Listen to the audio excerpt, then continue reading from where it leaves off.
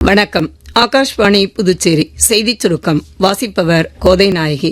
நாட்டின் 77வது குடியரசு தின விழா இன்று நாடு முழுவதும் கோலாகலமாக கொண்டாடப்பட்டு வருகிறது.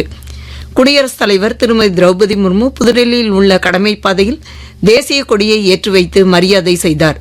தொடர்ந்து நடைபெற்ற முப்படைகள், துணை ராணுவ படைகள், NCC மற்றும் NSS பிரிவினரின் அணிவகுப்பு மரியாதையை குடியரசுத் தலைவர் ஏற்றுக்கொண்டார்.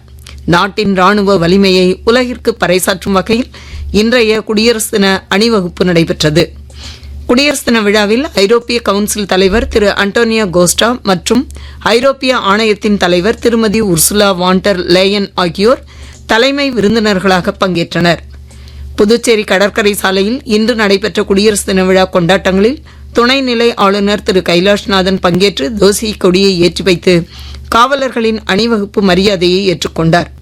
விழாவில் முதலமைச்சர் திரு ரங்கசாமி, சட்டப்பேரவைத் தலைவர் திரு செல்வம், அமைச்சர்கள், சட்டமன்ற உறுப்பினர்கள், தலைமைச் செயலர் மற்றும் DGP உள்ளிட்ட பல்வேறு அரசுத்துறை அதிகாரிகள் பங்கேற்றனர். புதுச்சேரி துணைநிலை ஆளுநர் திரு கைலாஷ்நாதன் குடியரசு தின உரையில் இந்திய திருநாட்டின் 77வது குடியரசு தினத்தை கொண்டாடிக் கொண்டிருக்கும் இந்த நன்னாளில் புதுச்சேரி மக்கள் அனைவருக்கும் பெருமையும் மகிழ்ச்சியும் கலைந்த குடியரசு தின நல்வாழ்த்துக்களை தெரிவித்துள்ளார்.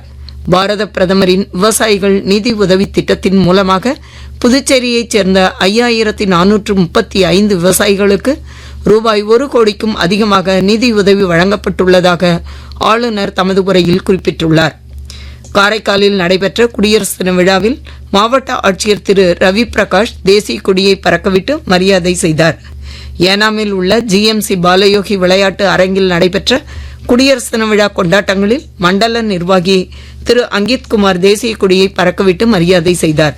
விழாவில் தொகுதியின் சட்டமன்ற உறுப்பினர் திரு G ஸ்ரீனிவாஸ் அசோக் மற்றும் அரசு அதிகாரிகள் உள்ளிட்ட பலர் பங்கேற்றனர். இத்துடன் இந்த செய்திச் சுருக்கம் நிறைவு பெறுகிறது.